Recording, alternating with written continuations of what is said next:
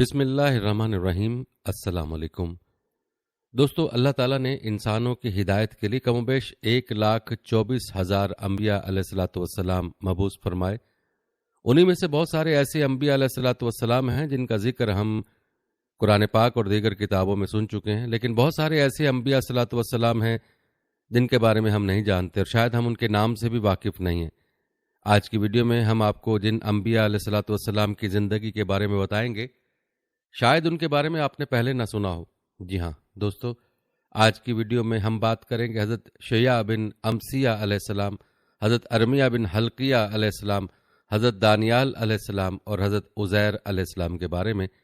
تو آئیے سب سے پہلے ذکر کرتے ہیں حضرت شیع بن امسیہ علیہ السلام کے بارے میں۔ امام محمد بن اسحاق رحمۃ اللہ علیہ کہتے ہیں کہ آپ کا زمانہ حضرت زکریا اور حضرت یحییٰ علیہ السلام سے پہلے کا ہے۔ آپ نے حضرت عیسیٰ علیہ السلام اور حضرت محمد صلی اللہ علیہ وسلم کی بعثت کی خوشخبری دی تھی۔ آپ کے زمانے میں بیت المقدس کے علاقے میں حزقیہ بن اسرائیل کا بادشاہ تھا۔ وہ حضرت شیع علیہ السلام کی ہدایت پر پوری طرح عمل کرتا تھا۔ اس وقت بنی اسرائیل کے حالات دگرگوں تھے۔ بادشاہ کے پاؤں میں پھوڑا نکل آیا، جبکہ بابل کا بادشاہ سنہریب 6 لاکھ کی فوج کے ساتھ بیت المقدس کی طرف پیش قدمی کر رہا تھا۔ لوگ بہت پریشان تھے۔ بادشاہ نے حضرت شیع علیہ السلام سے پوچھا، اللہ تعالیٰ نے آپ کی طرف سنہریب کی فوجوں کے بارے میں کیا وحی نازل فرمائی ہے؟ آپ نے فرمایا، ابھی کوئی وحی نازل نہیں ہوئی۔ آخر وحی نازل ہوئی کہ حزقیہ بادشاہ سے کہہ دیجئے کہ کسی کو اپنا قائم مقام نامزد کر دے، کیونکہ اس کی موت کا وقت قریب ہے۔ جب آپ نے بادشاہ کو اللہ کا یہ پیغام دیا تو بادشاہ قبلہ رخ ہو کر نماز، دعا اور گریہ زاری میں مشغول ہو گیا۔ اس نے اخلاص، توکل اور صبر کا دامن پکڑا اور دعا کی کہ یا اللہ، اے سب مالکوں کے مالک، سب معبودوں کے معبود، یا رحمان یا رحیم، اے وہ ذات جو نیند اور اونگ سے پاک ہے، میرے اعمال پر اور بنی اسرائیل میں انصاف کے ساتھ حکومت کرنے پر نظر فرما۔ یہ سب تیری توفیق سے ہوا ہے، تو یہ بات مجھ سے زیادہ جانتا ہے، میرا ظاہر و باطن تیرے لیے ہے۔ اللہ تعالیٰ نے اس کی دعا قبول کی، رحمت فرمائی اور حضرت شیع علیہ السلام کی طرف وحی نازل فرمائی کہ اسے خوشخبری دے دیں کہ اللہ نے اس کی گریہ زاری پر رحم فرمایا اور اس کی موت کو 15 سال کے لیے مؤخر فرما دیا ہے اور اسے اس کے دشمن سنہریب سے نجات دے دی ہے۔ جو ہی شیع علیہ السلام نے اسے خوشخبری سنائی، اس کی بیماری دور ہو گئی، تمام غم و فکر دور ہو گئے۔ وہ اللہ کے آگے سجدہ ریز ہو گیا۔ اس نے سجدے میں الفاظ کہے، یا اللہ، تو ہی جسے چاہتا ہے حکومت دیتا ہے اور جسے چاہتا ہے چھین لیتا ہے، تو جسے چاہتا ہے عزت دیتا ہے، تو ظاہر اور پوشیدہ سے باخبر ہے، تو ہی اول و آخر ہے، تو ہی ظاہر و باطن ہے، تو ہی رحم فرماتا ہے اور لاچاروں کی دعا قبول کرتا ہے۔ جب اس نے سجدے سے سر اٹھایا تو اللہ تعالیٰ نے شیع علیہ السلام کی طرف وحی نازل فرمائی کہ بادشاہ کو حکم دے کہ وہ انجیر کا پانی نکال کر اپنے زخم پر لگائیں، اسے شفا حاصل ہو جائے گی۔ اس نے اس ہدایت کے مطابق عمل کیا تو اسے شفا ہو گئی۔ اللہ تعالیٰ نے سنہریب کے لشکر پر موت مسلط کر دی، چنانچہ وہ سب ہلاک ہو گئے، صرف سنہریب اور اس کے 5 ساتھی باقی بچے، جن میں سے ایک بخت نصر تھا۔ بنی اسرائیل کے بادشاہ نے سپاہی بھیج کر انہیں گرفتار کر لیا، ان کی گردنوں میں توک ڈال کر شہر میں گھمایا۔ اسی طرح 70 دن انہیں ذلیل کیا۔ ان قیدیوں کو روزانہ جو کی 2 روٹیاں دی جاتی تھی، پھر انہیں جیل میں ڈال دیا۔ شیع علیہ السلام نے وحی کے مطابق بادشاہ سے کہا کہ انہیں ان کے وطن بھیج دیں تاکہ وہ اپنی قوم کو جا کر بتائیں کہ ان پر کیا گزری۔ جب وہ اپنے وطن پہنچے تو سنہریب نے اپنی قوم کو جمع کر کے تمام صورتحال بتائی۔ اس کے کاہنوں اور ساحروں نے کہا، ہم نے آپ کو ان کے رب کی اور ان کے نبیوں کی شان بتائی تھی، لیکن آپ نے ہماری بات نہ مانی۔ اس امت کو اللہ کی مدد حاصل ہے، کوئی ان کا مقابلہ نہیں کر سکتا۔ اس واقعے کے 7 سال بعد سنہریب مر گیا۔ امام ابن اسحاق رحمۃ اللہ علیہ کہتے ہیں، جب بنی اسرائیل کا بادشاہ حزقیہ مر گیا تو ان کے حالات خراب ہو گئے اور ان میں برائیاں زیادہ پھیل گئیں۔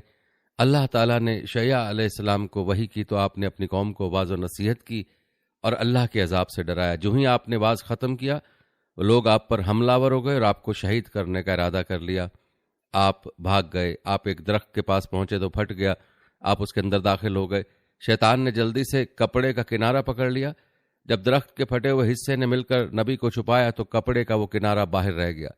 لوگوں نے دیکھا تو فوراً آرا لے آئے اور درخت کو چیر دیا۔ اس کے ساتھ حضرت شیع علیہ السلام کا جسم مبارک بھی 2 ٹکڑے ہو گیا اور آپ شہید ہو گئے۔ انا للہ و انا الیہ راجعون۔ آئیے دوستو، اب تذکرہ کرتے ہیں حضرت ارمیہ بن حلقیہ علیہ السلام کا۔ حافظ ابن اسحاق رحم اللہ فرماتے ہیں، بعض روایت میں مذکور ہے کہ جب حضرت یحییٰ علیہ السلام کو شہید کیا گیا تو آپ کا خون مسلسل ابل ابل کر دمشق کی زمین پر گرتا رہا اور بند نہ ہوا۔ اس وقت ارمیہ علیہ السلام تشریف لائے اور فرمایا، اے خون، تو نے لوگوں کو آزمائش میں ڈال رکھا ہے، اب بند ہو جا۔ چنانچہ وہ رک گیا اور زمین میں جذب ہو کر نظروں سے اوجھل ہو گیا۔ حضرت عبداللہ بن عبد الرحمن رحمۃ اللہ علیہ سے روایت ہے کہ ارمیہ علیہ السلام نے فرمایا، یا رب، تیرا کون سا بندہ تجھے سب سے پیارا ہے؟ اللہ تعالیٰ نے فرمایا، جو لوگ مجھے زیادہ یاد کرتے ہیں، جو مخلوق کی یاد بھلا کر میری یاد میں مشغول ہو جاتے ہیں، جن کے دل میں فنا کا خیال نہیں آتا اور وہ بقا کے بارے میں بھی نہیں سوچتے۔ جب انہیں دنیا کا عیش میسر ہو تو وہ خوش نہیں ہوتے، جب ان سے دنیا کا عیش و عشرت لے لیا جائے تو خوش ہوتے ہیں۔ یہی لوگ ہیں جنہیں میں اپنی محبت عطا فرماتا ہوں، انہیں ان کی طلب سے زیادہ دیتا ہوں۔ اللہ تعالیٰ نے قرآن پاک میں فرمایا، اور ہم نے موسیٰ کو کتاب عنایت کی اور اس کو بنی اسرائیل کے لیے رہنما مقرر کیا تھا کہ میرے سوا کسی کو کارساز نہ ٹھہرانا۔ اے ان لوگوں کی اولاد جن کو ہم نے نوح کے ساتھ کشتی میں سوار کیا تھا، بے شک نوح ہمارے شکر گزار بندے تھے، اور ہم نے کتاب میں بنی اسرائیل سے کہہ دیا تھا کہ تم زمین میں 2 دفعہ فساد مچاؤ گے اور بڑی سرکشی کرو گے۔ پھر جب پہلے وعدے کا وقت آیا تو ہم نے اپنے سخت لڑائی لڑنے والے بندے تم پر مسلط کر دیے اور وہ شہروں کے اندر پھیل گئے اور وہ وعدہ پورا ہو کر رہا۔ پھر ہم نے دوسری بار تم کو ان پر غلبہ دیا اور مال اور بیٹوں سے تمہاری مدد کی اور تم کو جماعت کثیر بنا دیا۔ اگر تم نیکوکاری کرو گے تو اپنی جانوں کے لیے کرو گے، اور اگر اعمال بد کرو گے تو ان کا وبال بھی تمہارے ہی جانوں پر ہوگا۔ پھر جب دوسرے وعدے کا وقت آیا تو ہم نے پھر اپنے بندے بھیجے تاکہ تمہارا چہروں کو بگاڑ دیں، اور جس طرح پہلی دفعہ مسجد بیت المقدس میں داخل ہو گئے تھے اسی طرح پھر اس میں داخل ہو جائیں، اور جس چیز پر غلبہ پائیں اسے تباہ کر دیں۔ امید ہے کہ تمہارا پروردگار تم پر رحم کرے گا، اور اگر تم پھر وہی حرکتیں کرو گے تو ہم بھی وہی پہلا سا سلوک کریں گے، اور ہم نے جہنم کو کافروں کے لیے قید خانہ بنا رکھا ہے۔ حضرت وہب بن منبع رحمۃ اللہ علیہ فرماتے ہیں، جب بنی اسرائیل کثرت گناہوں کا ارتکاب کرنے لگے تو اللہ تعالیٰ نے ان کے ایک نبی ارمیہ علیہ السلام پر وحی نازل فرمائی کہ اپنی قوم میں کھڑے ہو کر میری یہ باتیں سنا دو۔ ان کے دل تو ہیں لیکن وہ سمجھتے نہیں، ان کی آنکھیں بھی ہیں لیکن وہ دیکھتے نہیں، ان کے کان بھی ہیں لیکن وہ سنتے نہیں۔ میں نے ان کے آباء و اجداد کی نیکی کی وجہ سے ان پر رحمت کی، لیکن انہوں نے میری فرما برداری نہیں کی۔ ان سے پوچھئے کہ میری نافرمانی کر کے انہیں کیا ملا؟ کیا کوئی شخص میری نافرمانی کر کے سعادت حاصل کر سکتا ہے، یا کوئی میری فرما برداری کر کے بد نصیب رہ سکتا ہے؟ جانور بھی اپنے گھروں کو یاد رکھتے اور پلٹ آتے ہیں، لیکن ان لوگوں نے وہ اعمال ترک کر دیے جن کی وجہ سے میں نے ان کے بزرگوں کو عزت بخشی تھی، اور وہ دوسروں کی طرح کے کاموں میں عزت تلاش کرتے ہیں۔ ان کے علماء نے حق کا انکار کیا، ان کے قرآ نے مجھے چھوڑ کر دوسروں کو پوجا، ان کے زاہدوں نے اپنے علم سے فائدہ نہ اٹھایا، ان کے حکمرانوں نے مجھ پر اور میرے رسولوں پر جھوٹ بولا، دلوں میں دھوکہ فریب خزانوں کی طرح جمع کر لیا، زبانوں کو جھوٹ کی عادت ڈال دی۔ میں اپنی عزت و جلال کی قسم کھا کر کہتا ہوں کہ میں ان پر وہ لشکر چڑھا لاؤں گا جو ان کی زبان نہ سمجھیں گے، ان کے چہروں کو نہ پہچانیں گے، اور ان کی گریہ زاری پر ترس نہ کھائیں گے۔ ان پر ایسا ظالم اور سنگدل بادشاہ مسلط کر دوں گا جس کے لشکر بادلوں کی طرح، جن کے جھنڈے اڑتے عقابوں کی طرح، ان کے شاہ سواروں کے حملے شہبازوں جیسے ہوں گے۔ وہ شہروں اور بستیوں کو ویران کر دیں گے۔ افسوس ہے ایلیا کے شہر پر اور اس کے باشندوں پر، میں انہیں قتل و غارت کا نشانہ بناؤں گا، ان پر غلامی مسلط کر دوں گا۔ خوشیوں کی گہما گہمی کی جگہ چیخو پکار لے لے گی، گھوڑوں کے ہنہنانے کی بجائے بھیڑیوں کے غرانے کی آوازیں آئیں گی۔ میں ان کے لیے آسمان لوہے کا بنا دوں گا اور زمین تانبے کی۔ اگر بارش برسی تو نباتات نہیں اگائے گی، اگر کچھ ہوگا تو وہ جانور پر میرے رحم کی وجہ سے اگے گا۔ کاشت کے موسم میں بارش بند رہے گی، فصل کاٹنے کے موسم میں بارش آ جائے گی۔ اسی دوران میں جو وہ کاشت کریں گے میں اس پر آفات نازل کروں گا۔ اگر اس میں سے کچھ بچا تو اس میں برکت نہیں ہوگی۔ اگر وہ مجھ سے دعائیں کریں گے تو میں ان کی دعائیں قبول نہیں کروں گا۔ اگر مانگیں گے تو میں انہیں نہیں دوں گا۔ اگر وہ روئیں گے تو میں ان پر رحم نہیں کروں گا۔ وہ گڑ گڑائیں گے تو میں ان سے اپنا رخ پھیر لوں گا۔ جب بنی اسرائیل دینی، اخلاقی اور معاشرتی بگاڑ میں حد سے بڑھ گئی تو اللہ تعالیٰ نے ارمیہ علیہ السلام پر وحی نازل فرمائی، میں بنی اسرائیل کو تباہ کرنے والا اور ان کے گناہوں کی وجہ سے انتقام لینے والا ہوں۔ آپ صخرہ یعنی بیت المقدس کی چٹان پر پہنچ جائیں، وہاں آپ کو میرا حکم پہنچے گا۔ ارمیہ علیہ السلام نے فرمایا، یا اللہ، تو ان پر کس قوم کو مسلط کرنے والا ہے؟ رب تعالیٰ نے فرمایا، وہ آگ کی پوجا کرنے والے ہیں، نہ میرے عذاب سے ڈرتے ہیں، نہ مجھ سے ثواب کی خواہش رکھتے ہیں۔ اپنی قوم کو بتا دیجئے، اللہ نے اب تک تمہارے بزرگوں کی نیکی کی وجہ سے تمہیں مہلت دی ہے، لیکن تم نے میرے احکامات فراموش کر دیے۔ اب میں تم پر ایسا ظالم حکمران مسلط کروں گا جو تم پر بالکل رحم نہیں کرے گا، بلکہ تمہیں تباہ کر کے رکھ دے گا۔ جب ارمیہ علیہ السلام نے انہیں اللہ کا پیغام پہنچایا تو بولے، ارمیہ تو جھوٹ بولتا ہے اور اللہ پر بہتان تراشی کرتا ہے۔ کیا اللہ اپنی مقدس سرزمین کو اور اپنی مسجدوں کو اپنی کتاب سے اور عبادت کرنے والوں سے خالی کر دے گا؟ تب زمین پر کون ہوگا جو اس کی عبادت و اطاعت کرے گا؟ انہوں نے آپ کو پکڑ کر قید کر دیا۔ یہی وقت تھا جب بخت نصر نے ان کے ملک پر حملہ کر دیا اور بنی اسرائیل کے بہت سے لوگوں کو قتل کر دیا۔ اس نے بیت المقدس سے بہت سا مال غنیمت حاصل کیا، بہت سے افراد کو قید کر کے بابل لے گیا۔ اس نے بیت المقدس کی عمارت گرا دی اور تورات کے نسخے جلا دیے۔ اس نے بنی اسرائیل کے جن افراد کو غلام بنایا ان میں سے 7,000 حضرت داؤد علیہ السلام کے گھرانے سے تھے، 11,000 حضرت یوسف علیہ السلام اور بنیامین کے گھرانے سے، 8,000 عاشر بن یعقوب علیہ السلام کے خاندان سے، 14,000 زبولون اور نفتالی کے خاندان سے، 14,000 دان کی اولاد سے، 8,000 اشکار بن یعقوب علیہ السلام کے خاندان سے، 2,000 شمون بن یعقوب علیہ السلام کی آل سے، 4,000 روبن اور لاوی کے قبیلے سے، اور 12,000 بنی اسرائیل کے دوسرے گھرانوں سے تھے۔ وہ ان سب کو لے کر بابل پہنچ گیا۔ حشام کا کہنا ہے کہ جب بخت نصر بیت المقدس میں آیا، وہاں کا بادشاہ حضرت داؤد علیہ السلام کی اولاد میں سے تھا۔ اس نے بخت نصر سے صلح کر لی۔ بخت نصر نے اس سے ضمانت کے طور پر کچھ افراد لیے اور لوٹ گیا۔ جب وہ تبریہ کے مقام پر پہنچا تو اسے اطلاع ملی کہ بنی اسرائیل نے اس صلح سے ناراض ہو کر اپنے بادشاہ کو قتل کر دیا ہے۔ اس نے ضمانت کے طور پر پکڑے ہوئے افراد کے سر قلم کیے اور دوبارہ شہر پر حملہ کر کے قبضہ کر لیا۔ پھر وہاں کے بالغ مردوں کو قتل کر دیا اور بچوں اور عورتوں کو غلام بنا لیا۔ دوستو، ایک روایت کے مطابق بخت نصر کو معلوم ہوا کہ جیل میں ارمیہ علیہ السلام بھی ہیں۔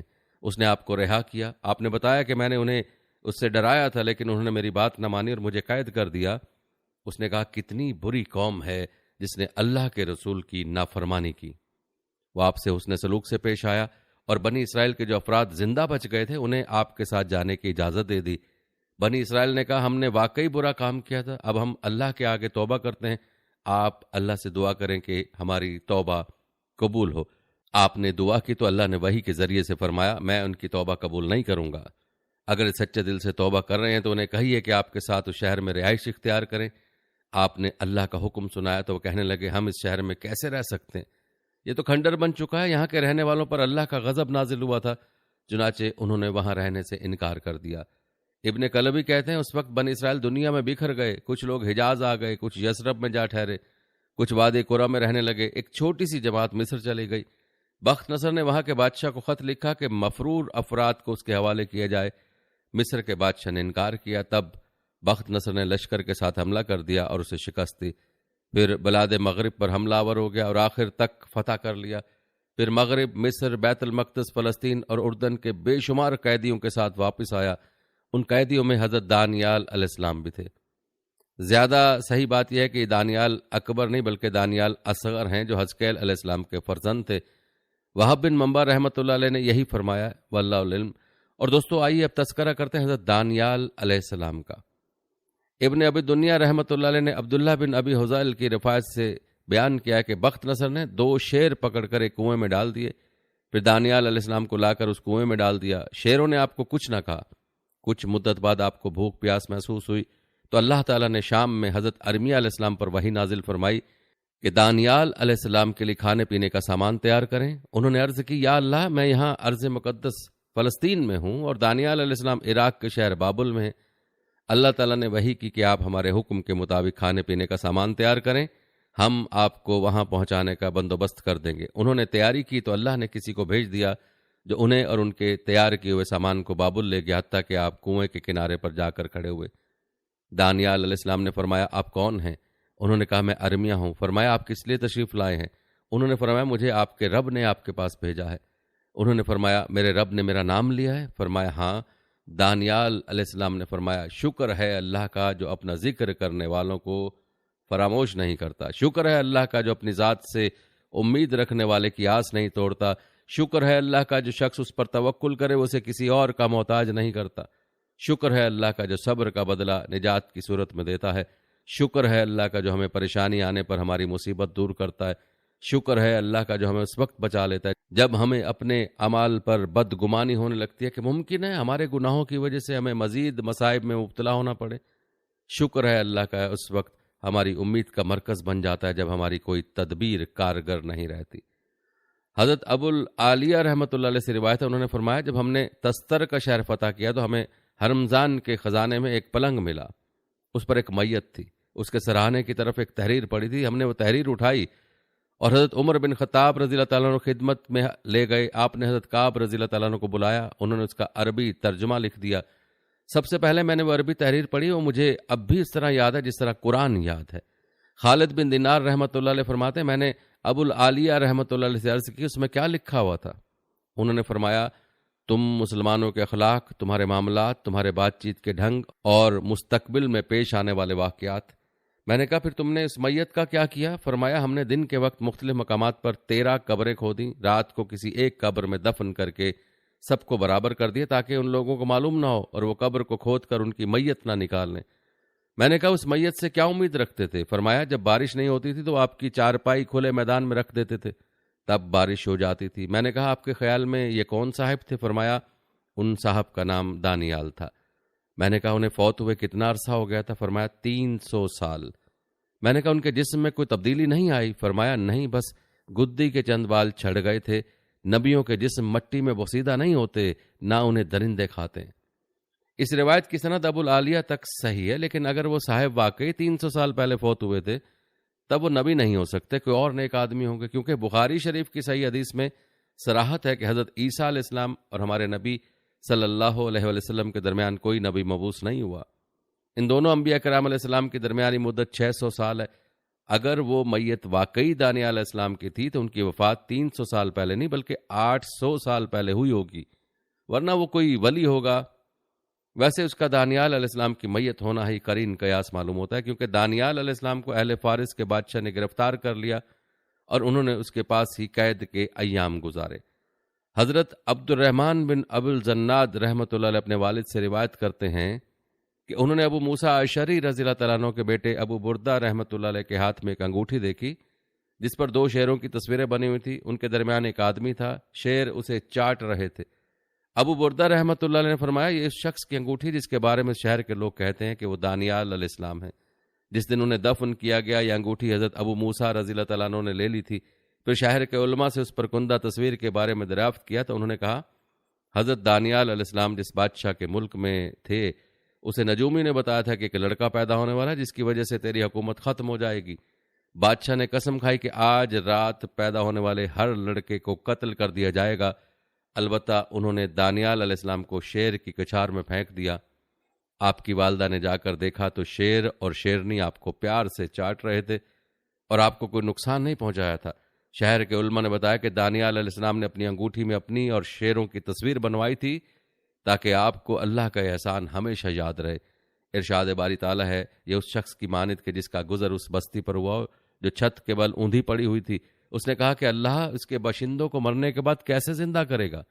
تو اللہ نے اس کی روح قبض کر لی اور 100 سال تک اس کو مردہ رکھا، پھر اس کو زندہ کر کے اٹھایا اور پوچھا تم کتنا عرصہ مرے رہے؟ تو اس نے جواب دیا کہ 1 دن یا اس سے بھی کم۔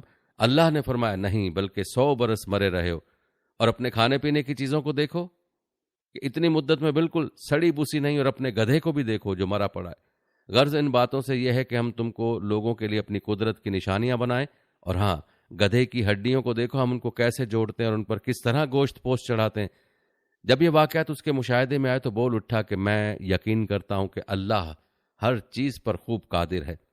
حشان بن کلبی کہتے ہیں اللہ تعالیٰ نے ارمیہ علیہ السلام کو وحی فرمائی کہ میں بیت المقدس کو آباد کرنے والا ہوں، آپ وہاں جا کر رہیں۔ آپ وہاں تشریف لے گئے تو وہاں ویران کھنڈر تھا۔ آپ نے دل میں کہا سبحان اللہ، اللہ نے مجھے شہر میں رہنے کا حکم دیا ہے اور فرمایا کہ یہ آباد ہوگا، لیکن اسے اللہ تعالیٰ کب آباد فرمائے گا اور کب اس مردہ شہر کو نئی زندگی عطا فرمائے گا؟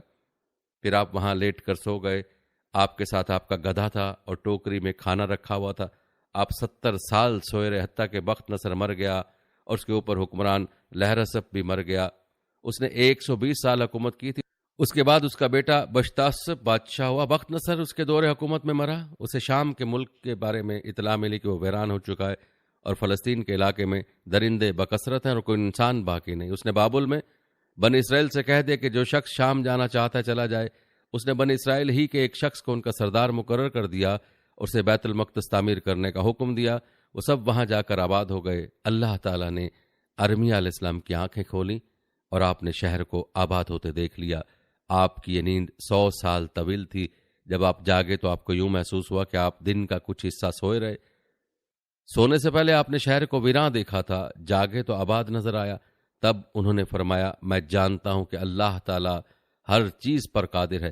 بنی اسرائیل وہاں آرام و سکون سے رہتے رہے، حتیٰ کہ طوائف الملوکی کے دور میں ان پر رومی غالب آ گئے۔ پھر عیسائیوں کے غلبے کے بعد یہودیوں کی کوئی حکومت اور سلطنت نہ رہی۔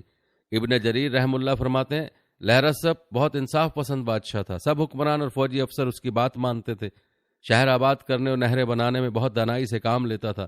100 سال سے زیادہ مدت کے بعد وہ ملک کا انتظام کرنے کے قابل نہ رہا تو اپنے بیٹے بشتاسب کے حق میں دستبردار ہو گیا۔ اس کے دور حکومت میں مجوسی مذہب شروع ہوا۔ وہ اس طرح کے ایک آدمی ارمیہ علیہ السلام کے ساتھ کچھ عرصہ رہا۔ اس کا نام زرتشت تھا۔ کسی وجہ سے ارمیہ علیہ السلام اسے ناراض ہو گئے اور اسے بد دعا دی۔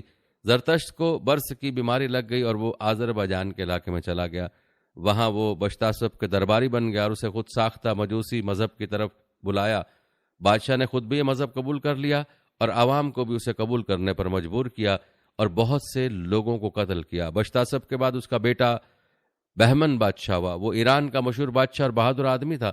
الغرض ابن جریر رحم اللہ علیہ کا یہ قول ہے کہ اس شہر کے پاس سے گزرنے والے حضرت ارمیہ علیہ السلام تھے۔ متعدد علماء نے یہی قول اختیار کیا ہے اور دوستو تفصیل سے بھی یہی بات صحیح معلوم ہوتی ہے۔ تاہم متعدد صحابہ رضوان اللہ علیہم و تابعین علیہ السلام کا قول ہے کہ یہ واقعہ عزیر علیہ السلام کو پیش آیا تھا۔ علماء کے ہاں یہ قول زیادہ مشہور ہے، واللہ العلم۔ اور آئیے دوستو آخر میں آپ کو حضرت عزیر علیہ السلام کا واقعہ بتاتے ہیں۔ حافظ ابن اسحاق رحمۃ اللہ علیہ نے فرمایا، آپ کا نام عزیر بن جروہ ہے اور آپ کا نسب نامہ اس طرح بیان کیا، عزیر بن سوریک بن ارنا بن ایوب بن درزنا بن عدی بن تقی بن اسبو بن فنخاس بن الازار بن ہارون بن عمران۔ ایک روایت کے مطابق آپ کے والد کا نام سروہا تھا۔ آپ کی قبر مبارک دمشق میں ہے۔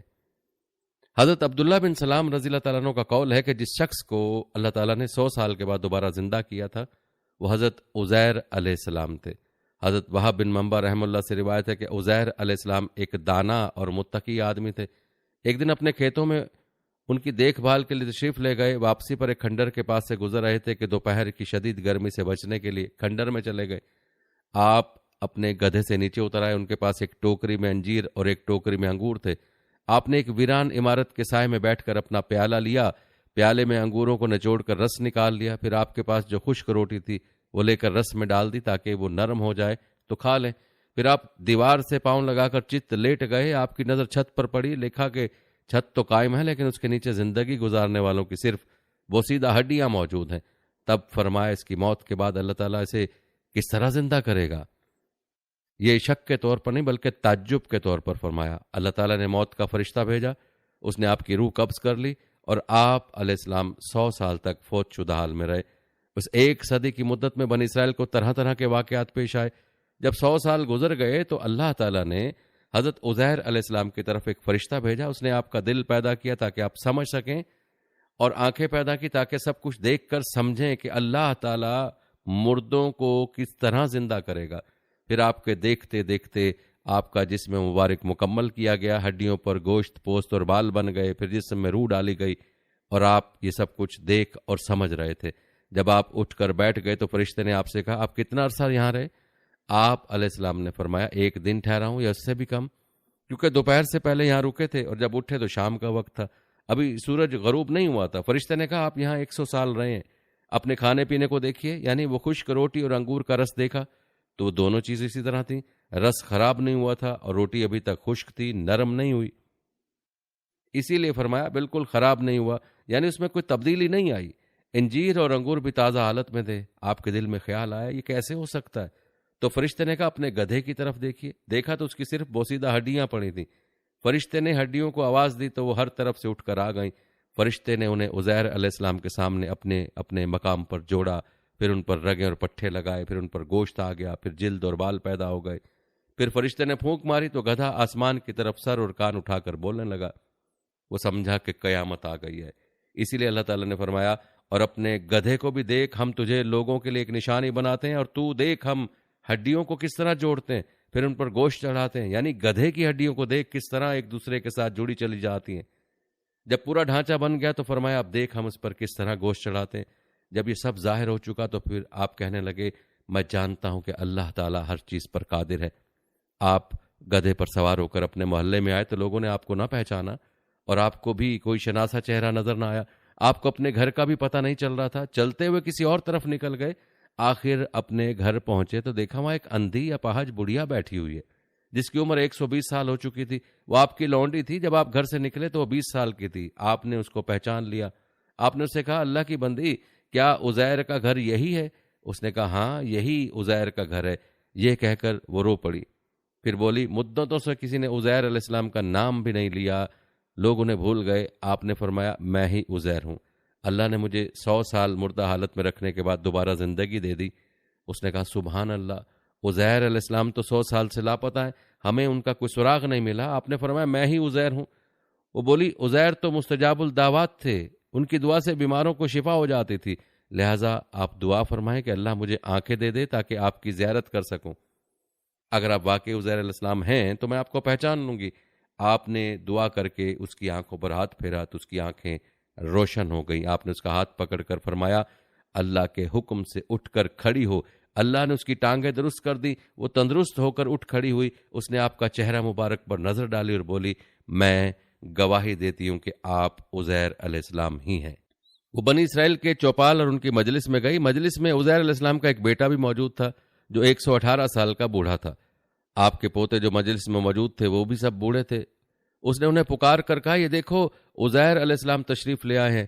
انہیں یقین نہ آیا۔ اس نے کہا، میں تمہاری فلاں لونڈی ہوں، عزیر علیہ السلام کی دعا سے مجھے بصارت مل گئی اور میں چلنے پھرنے کے قابل ہو گئی ہوں۔ وہ فرماتے ہیں کہ اللہ نے ان کو 100 سال کے بعد زندہ کر دیا ہے۔ لوگ اٹھ کر آپ کے پاس آئے اور دیکھنے لگے۔ آپ کے بیٹے نے کہا، ابا جان کے کندھوں کے درمیان ایک تل تھا، آپ نے کندھوں سے کپڑا ہٹایا تو وہ علامت موجود تھی۔ لوگوں نے کہا، ہماری قوم میں عزیر علیہ السلام کے سوا کسی کو تورات زبانی یاد نہیں۔ تحریری نسخہ بخت نصر نے نظر آتش کر دیا۔ اب کسی کسی آدمی کو تورات کے تھوڑے تھوڑے اجزاء یاد ہیں۔ آپ ہمیں دوبارہ تورات لکھ دیں۔ حضرت عزیر علیہ السلام کے والد نے بخت نصر کے زمانے میں تورات ایک محفوظ مقام پر چھپا دی تھی جس کا علم عزیر علیہ السلام کے سوا کسی کو نہ تھا۔ آپ لوگوں کو وہاں لے گئے اور وہ نسخہ نکلوایا۔ اس کے ورق بوسیدہ ہو گئے تھے اور الفاظ مٹ گئے تھے۔ آپ علیہ السلام ایک درخت کے نیچے بیٹھ گئے۔ بنی اسرائیل آپ کے ارد گرد جمع تھے۔ آسمان سے 2 شہاب آئے اور آپ کے پیٹ میں داخل ہو گئے۔ فوراً آپ کو پوری تورات یاد آ گئی اور آپ نے نئے سرے سے لکھ کر بنی اسرائیل کو دی۔ اس لیے بنی اسرائیل نے آپ کو اللہ کا بیٹا قرار دیا۔ یہ واقعہ عراق کے علاقے میں دیر جزکیل کے مقام پر پیش آیا۔ آپ کی وفات سائر آباد میں ہوئی۔ حضرت ابن عباس رضی اللہ تعالیٰ عنہ فرماتے ہیں کہ اللہ تعالیٰ کے فرمان اور تاکہ ہم تجھے لوگوں کے لیے نشانی بنائیں، میں لوگوں سے مراد ہے بنی اسرائیل، کیونکہ جب آپ اپنے بیٹوں کے ساتھ بیٹھے ہوئے تھے آپ تو جوان ہوتے تھے اور آپ کے بیٹے بوڑھے۔ اس کی وجہ یہ کہ آپ جب فوت ہو گئے تھے تو آپ کی عمر 40 سال تھی۔ پھر جب آپ علیہ السلام کو اللہ تعالیٰ نے دوبارہ زندہ کیا تو آپ کی حالت وہی جوانی والی تھی۔ حضرت ابن عباس رضی اللہ تعالیٰ عنہ فرماتے ہیں کہ آپ بخت نصر کے زمانے کے بعد زندہ ہوئے۔ دوستو، یہاں آپ کو بتاتے چلیں کہ حضرت عزیر علیہ السلام کا زمانہ نبوت کیا تھا۔ مشہور قول کے مطابق حضرت عزیر علیہ السلام بنی اسرائیل کے نبی تھے اور آپ کا زمانہ حضرت داؤد علیہ السلام اور سلیمان علیہ السلام اور زکریہ اور یحییٰ علیہ السلام کے درمیان کا ہے۔ بنی اسرائیل میں کسی کو تورات یاد نہیں تھی۔ جب اللہ تعالیٰ نے آپ کو الہام کے ذریعے سے تورات سکھا دی اور آپ نے حرف بحرف لکھوا دی، ابن عساکر رحمۃ اللہ علیہ نے ابن عباس رضی اللہ تعالیٰ عنہ کی ایک روایت نقل کی ہے کہ آپ نے حضرت عبداللہ بن سلام رضی اللہ تعالیٰ عنہ سے پوچھا کہ یہودیوں نے عزیر علیہ السلام کو اللہ کا بیٹا کیوں قرار دیا؟ حضرت عبداللہ بن سلام رضی اللہ تعالیٰ عنہ نے آپ کو تورات زبانی لکھنے کا واقعہ بیان کر فرمایا، بنی اسرائیل کہتے تھے حضرت موسیٰ علیہ السلام تو ہمارے پاس بغیر لکھے تورات نہ لا سکا، عزیر علیہ السلام بغیر تحریر کے تورات لے آئے، اس لیے بعض لوگوں نے انہیں اللہ کا بیٹا کہہ دیا۔ اسی لیے بعض علماء نے فرمایا کہ تورات کا تواتر عزیر علیہ السلام کے زمانے میں منقطع ہو گیا۔ حضرت حسن رحمۃ اللہ علیہ کا قول ہے کہ حضرت عزیر علیہ السلام اور بخت نصر ایک ہی دور میں تھے۔ صحیح بخاری میں نبی کریم صلی اللہ علیہ وسلم کا ارشاد ہے، ابن مریم علیہ السلام کے ساتھ سب سے قریبی تعلق میرا ہے۔ انبیاء کرام ایک باپ کی اولاد ہیں، میرے اور عیسیٰ علیہ السلام کے درمیان کوئی نبی نہیں۔ حضرت وہب بن منبع رحمۃ اللہ علیہ فرماتے ہیں، حضرت عزیر علیہ السلام کا زمانہ حضرت سلیمان علیہ السلام اور حضرت عیسیٰ علیہ السلام کے درمیان ہے۔ حضرت ابو ہریرہ رضی اللہ تعالیٰ عنہ سے روایت ہے کہ رسول اللہ صلی اللہ علیہ وسلم نے فرمایا، ایک نبی کسی درخت کے نیچے ٹھہرے، انہیں ایک چیونٹی نے کاٹ لیا، آپ نے ان چیونٹیوں کو نکلوا کر آگ سے جلوا دیا۔ اللہ تعالیٰ نے وہی فرمائی، کیوں نہ ایک ہی چیونٹی کو سزا دی؟ حضرت ابن عباس رضی اللہ تعالیٰ عنہ اور حسن بصری رحمۃ اللہ علیہ فرماتے ہیں کہ یہ واقعہ حضرت عزیر کا ہے، واللہ العلم۔ دوستو یہاں آپ کو ایک بڑا دلچسپ واقعہ بتاتے ہیں جس کا تعلق حضرت عزیر علیہ السلام سے۔ ایک عیسائی بادشاہ کا حضرت عمر رضی اللہ تعالیٰ عنہ سے ایسا حیران کن سوال جسے سن کر آپ بھی حیران رہ جائیں گے۔ ایک دفعہ ایک عیسائی بادشاہ نے چند سوالات لکھ کر حضرت عمر رضی اللہ تعالیٰ عنہ کے پاس بھیجے۔ ان کے جوابات آسمانی کتابوں کی روح سے دینے کا مطالبہ کیا۔ اس میں سے پہلا سوال یہ تھا کہ ایک ماں کے شکم سے 2 بچے ایک دن ایک ہی وقت پیدا ہوئے، پھر دونوں کا انتقال بھی ایک ہی دن ہوا، ایک بھائی کی عمر 100 سال بڑی اور دوسرے کی عمر 100 سال کم تھی، یہ کون تھے اور ایسا کس طرح ہوا؟ جواب میں حضرت عمر رضی اللہ تعالیٰ نے لکھ کر بھجوایا کہ جو دونوں بھائی ایک دن ایک ہی وقت پیدا ہوئے اور دونوں کی وفات بھی ایک ہی دن ہوئی اور ان کی عمر میں 100 سال کا فرق تھا، یہ دونوں حضرت عزیر علیہ السلام اور ان کے بھائی تھے۔ یہ دونوں بھائی ایک ہی دن ایک ہی وقت ماں کے بطن سے پیدا ہوئے اور ان دونوں کی وفات بھی ایک ہی دن ہوئی، لیکن بیچ میں اللہ تعالیٰ نے حضرت عزیر علیہ السلام کو اپنی قدرت کاملہ دکھانے کے لیے پورے 100 سال مارے رکھا۔ 100 سال موت کے بعد اللہ تعالیٰ نے زندگی بخشی۔ قرآن میں اللہ تعالیٰ نے سورہ بقرہ کی آیت نمبر 259 میں اس طرح بیان کیا ہے، کیا اس شخص کے حال پر غور نہیں کیا جو ایک بستی کے قریب سے گزرا اور وہ بستی اپنی چھتوں پر گری پڑی تھی؟ وہ کہنے لگا اس بستی کی موت کے بعد دوبارہ اللہ اسے کیسے زندگی دے گا، آباد کرے گا؟ اس پر اللہ تعالیٰ نے اسے 100 سال تک موت کی نیند سلا دیا۔ پھر اسے زندہ کر کے اس سے پوچھا، بھلا کتنی مدت تم یہاں پڑے رہے ہو؟ وہ بولا کہ یہی بس ایک دن یا اس کا کچھ حصہ ٹھہرا ہوں۔ اللہ تعالیٰ نے فرمایا بات یوں نہیں بلکہ تم یہاں 100 سال پڑے رہے۔ اچھا اب اپنے کھانے اور پینے کی چیزوں کی طرف دیکھو، یہ ابھی تک باسی نہیں ہوئی، اور اپنے گدھے کی طرف بھی دیکھو، اس کا پنجر تک بوسیدہ ہو چکا ہے، اور یہ ہم نے اس لیے کیا ہے کہ تجھے لوگوں کے لیے ایک معجزہ بنا دیں کہ جو شخص 100 برس بیشتر مر چکا تھا وہ دوبارہ زندہ ہو کر آ گیا۔ اور اب گدھے کی ہڈیوں کی طرف دیکھو کہ ہم کیسے انہیں جوڑتے، اٹھاتے اور اس پر گوشت چڑھا دیتے ہیں۔ جب یہ سب باتیں واضح ہو گئیں تو وہ کہنے لگا اب مجھے خوب معلوم ہو گیا کہ اللہ تعالیٰ ہر چیز پر قادر ہے۔ حضرت عزیر علیہ السلام کو اللہ پاک نے 100 سال تک گہری نیند میں رکھا، لیکن جب وہ اپنے گھر واپس گئے تو ایک بزرگ عورت ایک کونے میں بیٹھی ہوئی تھی اور گھر کی حالت بالکل بدل چکی تھی۔ اس بوڑھی عورت کی عمر 120 سال تھی، اور جب حضرت عزیر علیہ السلام گھر سے نکلے تھے تو یہ بزرگ عورت 20 سال کی ہوگی اور گھر کی ملازمہ تھی۔ حضرت عزیر علیہ السلام نے اس عورت کو پکارا اور دریافت کیا کہ یہ عزیر ہی کا گھر ہے؟ تو اس بوڑھی عورت نے کہا کہ ہاں، ایک عرصہ ہو گیا کہ عزیر کا کسی نے نام نہیں لیا اور لوگ تو اسے بھول چکے ہیں۔ حضرت عزیر علیہ السلام نے کہا کہ میں عزیر ہوں۔ اللہ تعالیٰ نے 100 سال تک مجھ پر موت طاری رکھی اور پھر مجھے دوبارہ زندگی عطا کی۔ تو بوڑھی عورت بولی سبحان اللہ، عزیر کو تو گئے 100 سال ہو چکے ہیں۔ اس بوڑھی عورت نے کہا کہ اگر تم عزیر ہو تو میرے لیے دعا کرو، کیونکہ عزیر علیہ السلام کی دعا قبول ہوتی تھی اور بیماروں کو شفا مل جاتی تھی۔ دعا کرو کہ میری بینائی واپس آ جائے تاکہ میں تمہیں دیکھ کر پہچان سکوں۔ حضرت عزیر علیہ السلام نے اللہ تعالیٰ کی بارگاہ میں دعا کی اور اس کی آنکھوں پہ ہاتھ پھیرا، جس کے بعد بوڑھی عورت کی بینائی واپس آئی۔ اس عورت نے جب دیکھا تو پکار اٹھی، واقعی آپ عزیر علیہ السلام ہی ہیں۔ دوستو بنی اسرائیل کی طرف اللہ تعالیٰ نے بہت سارے انبیاء کو مبعوث فرمایا، لیکن افسوس کہ ان کی عقلوں پر پردہ پڑا تھا۔ وہ سرکشی میں مبتلا تھے، وہ اللہ کے بھیجے ہوئے انبیاء کی باتوں کا انکار کرتے تھے۔ کبھی کہتے تھے کہ ہم ایمان لے آئیں گے، ہمیں یہ معجزہ دکھا دو، ہمیں ایسے کر کے دکھا دو، اور جب انبیاء علیہ السلام معجزات دکھاتے، اللہ کا پیغام پہنچاتے تو اس کا انکار کرتے، ان پر پبتیاں کستے، ان کا مذاق اڑاتے، انہیں اذیتیں دیتے، انہیں تکلیف پہنچاتے، کبھی انہیں شہید بھی کرتے اور ایسی دردناک سزائیں دیتے کہ سن کر روح بھی کانپ جائے۔ جی ہاں دوستو، بنی اسرائیل نے بہت سارے انبیاء علیہ الصلوۃ والسلام کو آروں کے ساتھ ذبح کر دیا، درمیان میں سے چیر کر 2 ٹکڑے کر دیے، زندہ آگ میں جلایا، مختلف قسم کی سزائیں دی، شہید کر دیے گئے۔ اللہ کا پیغام پہنچاتے انہیں اللہ کی وعید بھی سناتے، اللہ کے عذاب سے ڈراتے، وہ الٹا پھر مذاق اڑاتے کہ اگر ایسا ہے تو ہم پر عذاب لے آؤ، اور پھر اللہ تعالیٰ نے ان کو سمجھانے اور سکھانے کے لیے ان پر عذابات بھی نازل کیے، لیکن وہ ایسے کمبخت لوگ تھے کہ اللہ کے عذاب کو دیکھ کر بھی ہنستے تھے، مذاق اڑاتے تھے۔ جب ان پر عذاب نازل ہو جاتا، پھر اگلی قوم کو جب اللہ کا پیغام پہنچایا جاتا تو اس سے کوئی عبرت حاصل نہیں کرتے تھے اور پھر سے سرکشی میں مبتلا ہو جاتے اور اللہ کے انبیاء کرام علیہ الصلوۃ والسلام کو جھٹلانے لگتے، اللہ کے پیغام کو جھٹلانے لگتی۔ اس سرکشی کی وجہ سے اللہ تعالیٰ نے ان پر مختلف قوموں کو تباہ و برباد بھی کیا، عذابات بھی نازل کیے، لیکن وہ سبق نہ سیکھتے۔